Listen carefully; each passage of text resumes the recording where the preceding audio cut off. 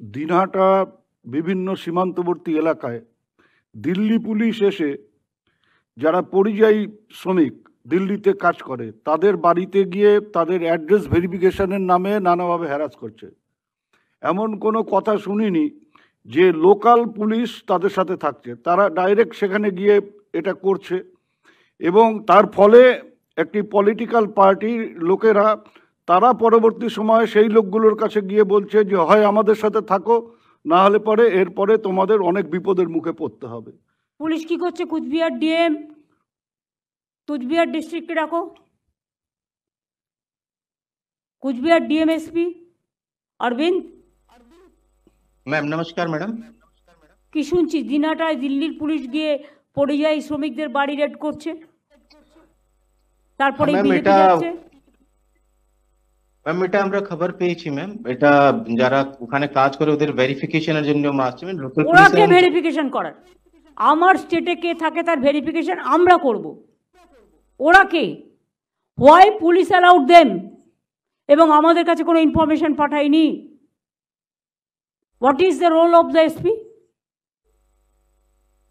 বলো কি রাজীব কুমার, তুমি জানতে এটা? তোমাকেও জানায়নি, বলো। ম্যাম আমরা আমরা ইয়ে করছি স্যার, ওদেরকে যে ভেরিফিকেশন রোলগুলো রয়েছে আমরা আমরা আমি তোমাদের আমরা একটা ভেরিফাই কথা বলি, সিস্টেমটা আগে জানো। কোনো আউটসাইডার পুলিশ আসতে গেলে লোকাল পুলিশের পারমিশন নিতে হয়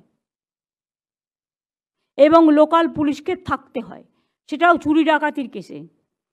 এখানে কোন পরিযায়ী শ্রমিক আছে তার ভেরিফিকেশন দিল্লি পুলিশ করতে পারে না। It is not to be done, it is not allowed. আমি অল ডিস্ট্রিক্টকে বলছি, please take care, it is not allowed.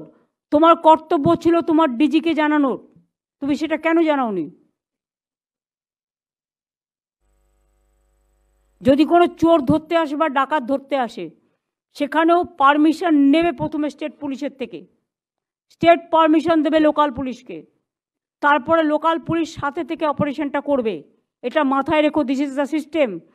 তোমরা বিএসএফকে খিচুড়ি খাওয়াচ্ছ তো দিল্লি পুলিশকে বিরিয়ানি খাওয়াচ্ছ আর রাজ্যটাকে রসাতলে পাঠাচ্ছ। এটা হবে না, এটা হতে পারে না। রাজীব কুমারকে বলবো টু টেক কেয়ার, অ্যান্ড সিএসকেও। যা ইচ্ছে হয়েছে কি করছে তোমার ডিআইবি? কে ডিআইবি ওখানে?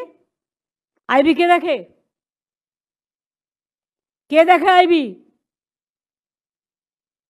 এসপি নিজে আইবি দেখে? এসপি নিজেই তো চুপচাপ বসে আছে। এরম করলে এসপি হওয়া যায় না।